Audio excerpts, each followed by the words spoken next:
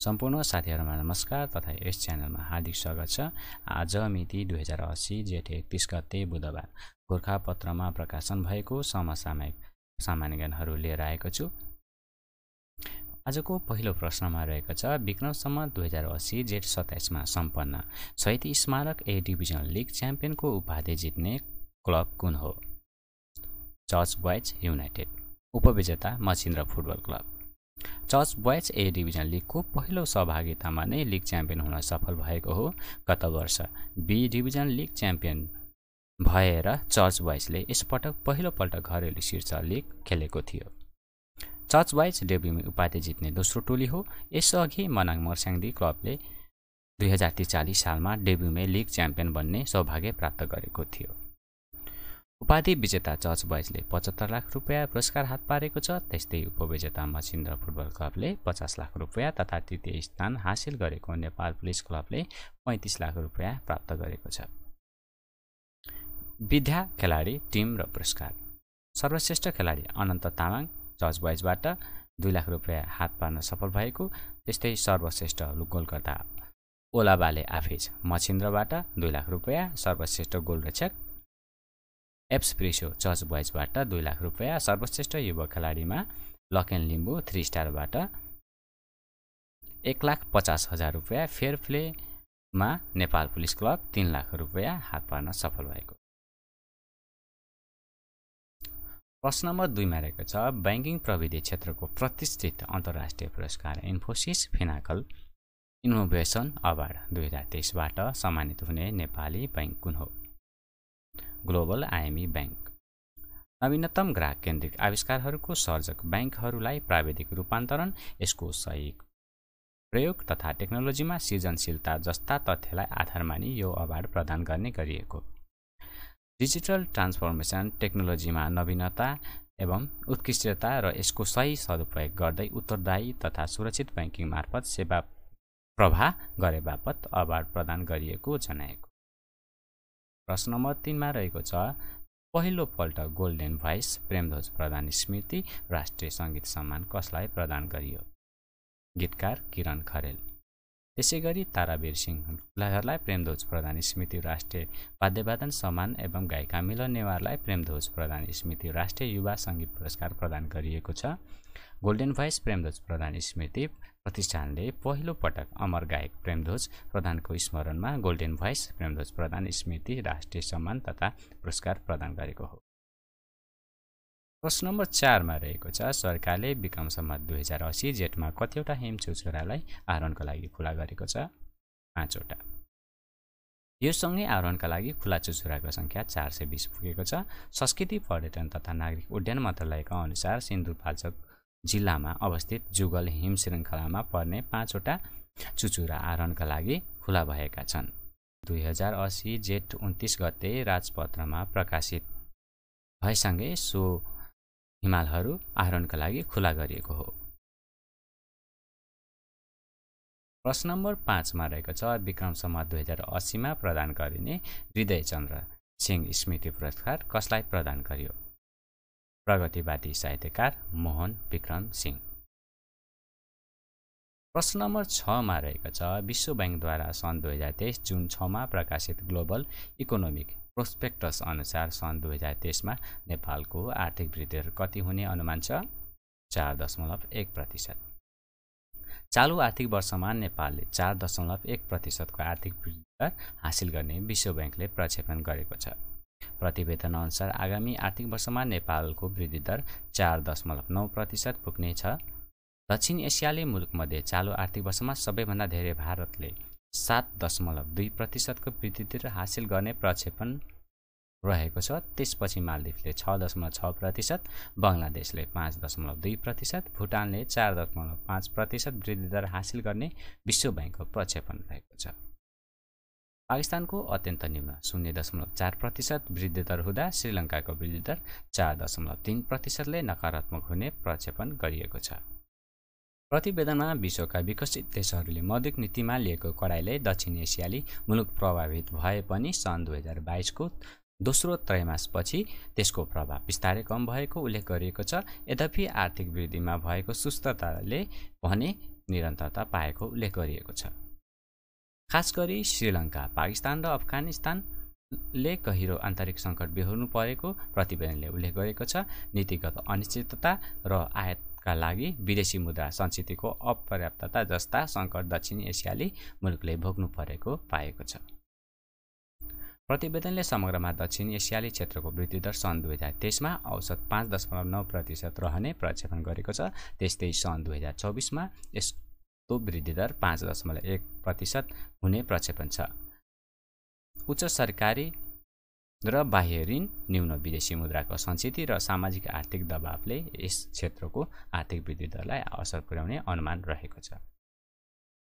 प्रश्न नम्बर 7 मा रहेको छ, सानै छु बढ्न देऊ, बाल्य विवाह होइन पढ्न देऊ नामक अभियान सञ्चालन गर्ने प्रदेश कुन हो?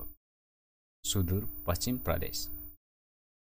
आइएसओ गुणस्तर चिह्न प्राप्त गर्ने पहिलो नगरपालिका कुन हो? तिलोत्तमा नगरपालिका रूपन्देही। प्रश्न नम्बर 9 मा रहेको छ, नेपाली स्याटेलाइट नेपाली स्याट 1 अन्तरिक्षमा कति दिन रहेर खसेको हो? 841 दिन। नेपाली युवा वैज्ञानिक हरिराम श्रेष्ठ र आवास मास्केले बनाएको नेपाली स्याट 1 नामक भू उपग्रह अन्तरिक्षमा 841 दिन रहेर खसेको हो। सो भू उपग्रहले अन्तरिक्षमा रहँदा पृथ्वीलाई 13,456 फन्क लगाएको थियो। नेपाली स्याटसँगै अन्तरिक्षमा छाडेको श्रीलङ्काको राभाना 1 भूपग्रह पनि खसेको थियो। नेपाली स्याट 1 2076 वैशाख 5 गते अमेरिकाको भर्जिनियामा अवस्थित ओल्फ्स द्वीपस्थित प्रक्षेपण केन्द्रबाट प्रक्षेपण गरिएको थियो। प्रश्न नम्बर 10 मा रहेको छ, आर्थिक वर्ष 2080-81 को बजेट मार्फत कतिवटा निकाय खारेजी तथा गाभिने घोषणा गरिएको छ? 20 वटा। खारेजी अन्तर्गत कपास विकास समिति, राष्ट्रिय दुग्ध विकास बोर्ड, फिलाटेलिक तथा टिकट व्यवस्थापन कार्यालय, केन्द्रीय धनादेश कार्यालय, अतिरिक्त हुराक कार्यालय, बुढी गण्डकी जलविद्युत आयोजना, वातावरण मुआवजा वितरण, पुनर्वास तथा पुनर्स्थापना एकाइ, महिला तथा बालबालिका विभाग, नेपाल विश्वविद्यालय पूर्वाधार तयारी विकास समिति, जिल्ला निर्वाचन कार्यालय, तथ्याङ्क कार्यालय, विभिन्न ताल संरक्षण विकास समिति, भूमिगत जलस्रोत विकास समिति, जलस्रोत अनुसन्धान तथा विकास केन्द्र, रेलवे बोर्ड, किटजन्य रोग अनुसन्धान तथा तालिम केन्द्र विकास समिति, राष्ट्रिय सूचना प्रविधि केन्द्र, नेपाल इन्टरमोडल यातायात विकास समिति खारेजी अन्तर्गत परेका हुन्। त्यस्तै गाभिनेमा रेडियो नेपाल र नेपाल टेलिभिजन, पर्वतीय प्रशिक्षण विकास समिति र नेपाल पर्यटन तथा होटल व्यवस्थापन प्रतिष्ठान रहेका छन्। प्रश्न नम्बर 11 मा रहेको छ, सन् 2024 को ग्रीष्मकालीन ओलम्पिक खेलकुद कुन देशमा आयोजना हुने भएको छ? फ्रान्समा। प्रश्न नम्बर 12 मा रहेको छ, कल्प ग्रन्थ नामक कृतिका लेखक कुमार नगरकोटी हुन् भने मैले देखेको नेपाल नामक कृतिका लेखक को हुन्? अर्क गुरुङ। त्यस्तै प्रश्न नम्बर 13 मा रहेको छ, ग्रीष्मकालीन र शीतकालीन दुवै ओलम्पिक आयोजना गर्ने विश्वको पहिलो सहर कुन हो? बेजिङ। सन् 2022 मा 24औं शीतकालीन ओलम्पिक आयोजना गरेको बेजिङले सन् 2008 मा ग्रीष्मकालीन खेलकुद आयोजना गरेको थियो। 24औं शीतकालीन ओलम्पिकमा प्रथम, द्वितीय र तृतीय स्थान हासिल गर्न सफल राष्ट्र क्रमशः नर्वे, जर्मनी र चीन हुन्। 24औं शीतकालीन ओलम्पिकमा पहिलो स्वर्ण पदक जित्न सफल खेलाडी थेरेसा जोहान नर्वेका हुन्। सर्वाधिक स्वर्ण पदक जित्न सफल खेलाडी नर्वेका जोहानेस बोस हुन्। 4 स्वर्ण 1 काँस्य पदक जितेका थिए। यस खेलकुद प्रतियोगिताको नारा together for a shared future, साझा भविष्यका लागि एकजुट रहेको छ। 91 देशका 2871 खेलाडीको सहभागिता रहेको, 7 खेल तथा 15 इभेन्ट समावेश भएको। पदक हासिल गर्न सफल राष्ट्र 91 राष्ट्रमध्ये रहेको। अमेरिका, क्यानाडा, बेलायत, अस्ट्रेलिया लगायत 15 राष्ट्रले यस ओलम्पिकमा आफ्ना खेलाडी पठाए पनि कूटनीतिक बहिष्कार गरेका। 25औं शीतकालीन ओलम्पिक सन् 2026 मा इटालीको मिलान कोर्टिनामा हुने छ। शीतकालीन ओलम्पिकमा हालसम्म नेपालको सहभागिता नभएको पहिलो शीतकालीन ओलम्पिक खेलकुद सन् 1924 मा आयोजना भएको हो। नर्वे 16 स्वर्ण, 8 रजत, 13 काँस्य गर्दै 37 पदक हासिल गर्न सफल भएको। जर्मनी 12 स्वर्ण 10 रजत 5 काँस्य जम्मा 27 पदक। चीन 9 स्वर्ण रजत 4 र 2 काँस्य गर्दै 15 पदक। त्यस्तै अमेरिकाले 8 स्वर्ण 10 रजत र 7 काँस्य गर्दै 25 पदक र स्विडेनले 8 स्वर्ण 5 रजत र 5 काँस्य गर्दै 18 पदक हासिल गर्न सफल भएको। प्रश्न नम्बर 14 मा रहेको छ विराटनगर जोगबनी संयुक्त भन्सार नाकामा मालवाहक रेल सेवा कहिलेदेखि सुरु भएको हो? विक्रम सम्वत 2080 जेठ 18 बाट। प्रधानमन्त्री पुष्पकमल दाहाल प्रचण्ड र भारतका प्रधानमन्त्री नरेन्द्र मोदीले संयुक्त रूपमा उद्घाटन गरेसँगै विराटनगर जोगबनी नाकामा रहेको संयुक्त भन्सार जाँच चौकीसम्म भारतीय मालवाहक रेल सेवा सञ्चालनमा आएको छ। आइसिपीसम्म मालवाहक रेल सेवा सुरु भएपछि व्यवसायले दोहोरो झन्झट खेप्नु नपर्ने र ढुवानी खर्च पनि घट्ने भएको छ। प्रश्न नम्बर 15 मा रहेको छ विश्व दुध दिवस कहिले मनाइन्छ? जुन 1। सन् 2023 को नारा दुग्ध क्षेत्रको दिगो विकास र आर्थिक समृद्धिको आधार।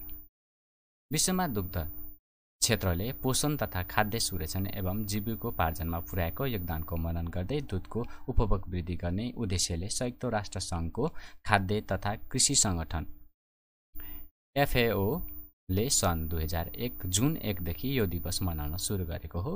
नेपालमा यो दिवस सन् 2011 देखि मनाउन सुरु गरिएको। प्रश्न नम्बर 16 मा रहेको छ राणा थारू समुदायबाट विद्यावारिधि गर्ने पहिलो व्यक्ति को हुनुहुन्छ? धनगढीको जीवन राणा। प्रश्न नम्बर 17 मा रहेको छ संयुक्त राष्ट्र सङ्घले सन् 2025 मा आयोजना हुने अन्तर्राष्ट्रिय जलवायु सम्मेलन COP30 को लागि चयन गरेको ठाउँ कुन हो? ब्राजिल। हजुरहरूलाई आजको सामग्री कस्तो लाग्यो? मन परेमा लाइक, शेयर र कमेन्ट गरिदिनु होला। यदि नयाँ हुनुहुन्छ भने च्यानललाई अवश्य सब्स्क्राइब गरिदिनु होला। हजुरहरूको समय शुभ बितोस् र सफलताको कामना गर्दै आजलाई बिदा हुन चाहन्छु। हस्त नमस्कार।